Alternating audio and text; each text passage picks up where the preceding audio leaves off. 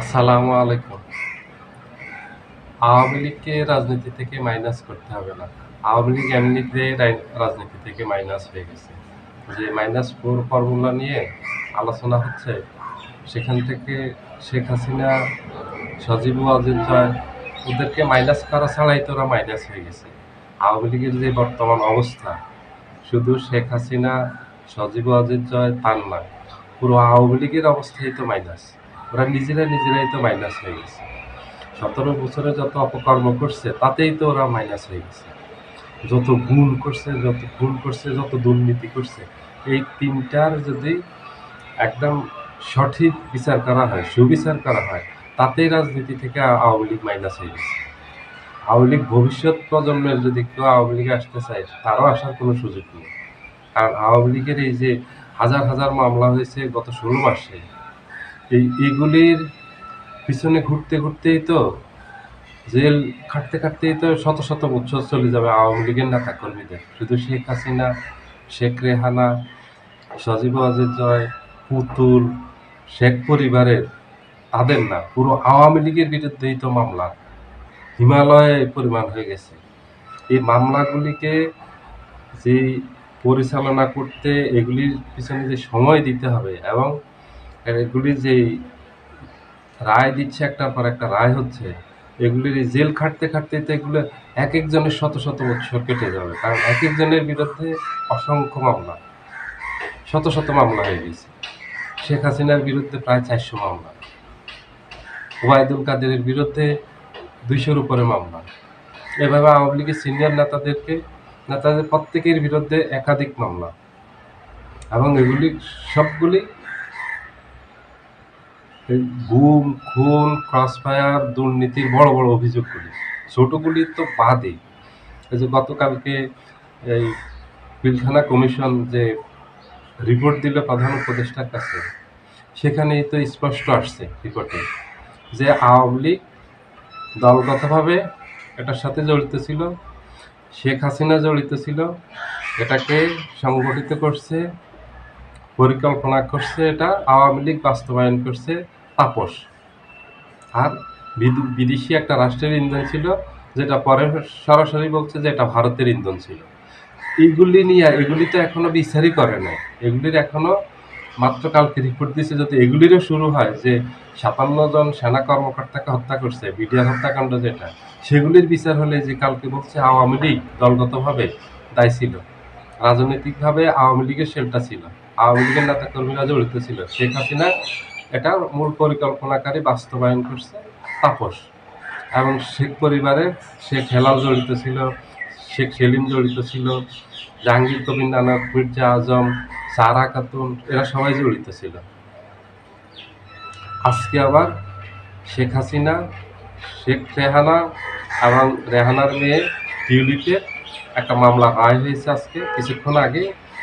সেটা ক্ষমতা অপব্যবহার এবং পূর্বাচলে অবৈধভাবে প্লট নেয়া।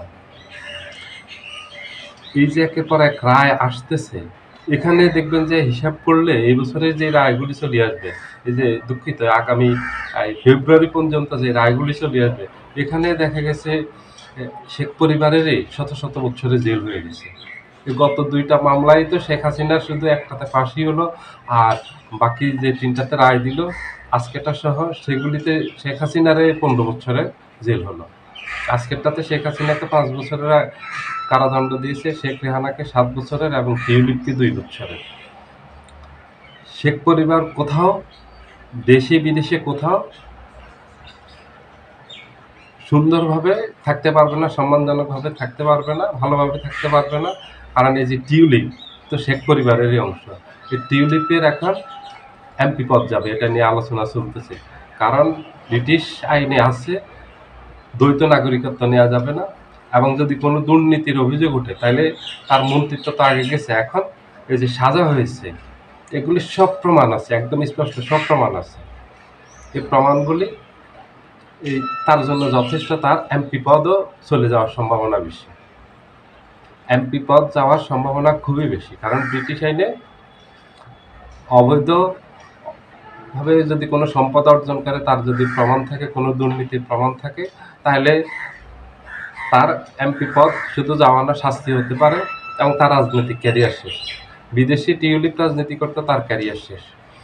দেশে শেখ হাসিনা রাজনীতি করতে, শেখ পরিবার করতে, তারা মাইনাস হয়ে গেছে এমনিতে, তাদেরকে মাইনাস কেউ করতে হয়নি, তারা নিজেরাই মাইনাস হয়ে গেছে, পালিয়ে গেছে। যে -4 ফর্মুলা নিয়ে আলোচনা চলতেছে, -4 ফর্মুলা আলোচনার দরকার নাই, ওখানে দুইজন এমনিতেই বাদ হয়ে গেছে, ওরা নিজেরা বাদ হয়ে গেছে, অটোমেটিক বাদ হয়ে গেছে। ওরা এত পরিমাণ, হিমালয় পরিমাণ যে দুর্নীতি করলো, এই যে এত অপরাধ করলো, এত গুম, এত ক্রসফায়ার দিল, কয়েক হাজার মানুষকে ক্রসফায়ার দিল, বাকিগুলো তো এখনই বাদ। এই আওয়ামী লীগ একদম শেষ হয়ে গেছে, আওয়ামী লীগ ধ্বংস হয়ে গেছে।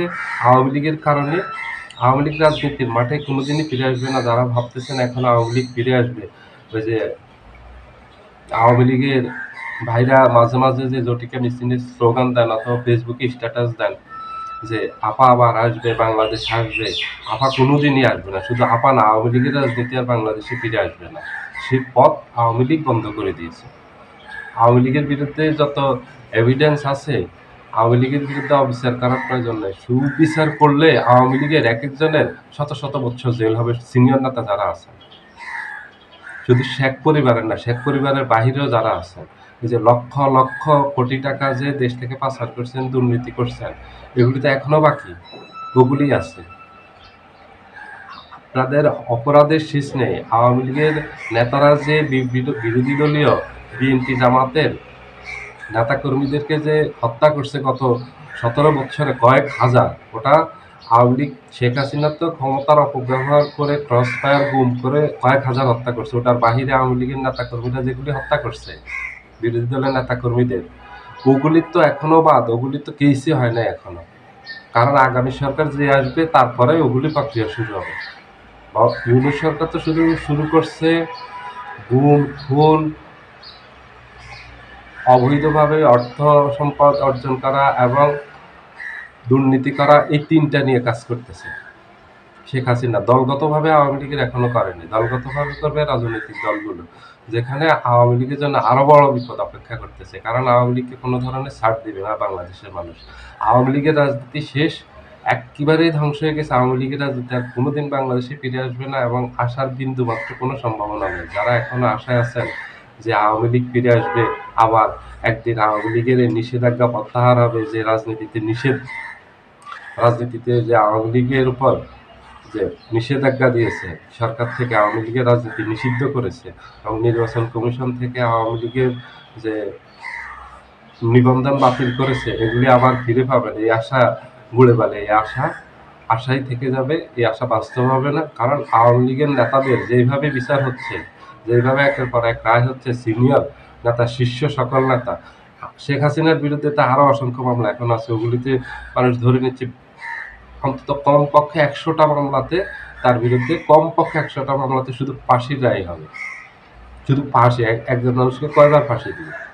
কারণ হত্যা মামলায় আছে 300-র উপরে, দুর্নীতির এগুলি তো একদম, এগুলি বাদ, ওগুলি হিসাব বাদ দিয়ে বলছি। শুধু হত্যা মামলার রায় কমপক্ষে 100টার উপর হাসিনার রায় হবে ফাঁসির।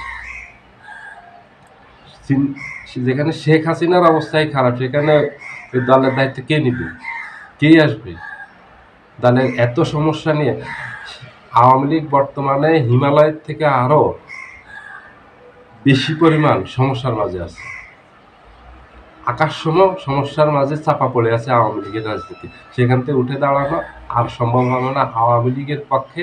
আগামী কয়েকশো বছরে যারা স্বপ্ন দেখেন যে এখনো আপা আসবে, আপা বাংলাদেশ আসবে, আওয়ামী লীগের রাজনীতি আবার ফিরে আসবে, আওয়ামী লীগকে রাজনীতি করতে দিতে হবে, এগুলি শুধু ওই স্ট্যাটাসেই বলতে পারবেন, ফেসবুকে বলতে পারবেন, সামাজিক যোগাযোগ মাধ্যমে, রাস্তায় এসে বলতে পারবেন না। ধীরে ধীরে সেই পথ বন্ধ। দেখেন 17 তারিখের পর থেকে আওয়ামী লীগের কোনো টু শব্দ নেই। আওয়ামী লীগের টু শব্দ করতে দেয়নি, জনগণ এটার পক্ষে আছে। জনগণ হলো আওয়ামী লীগের বিপক্ষে, আর পক্ষে বলতে বুঝাইছি এটা যে আওয়ামী লীগ রাস্তায় নামতে দিবে না, সেটার পক্ষে আওয়ামী লীগকে।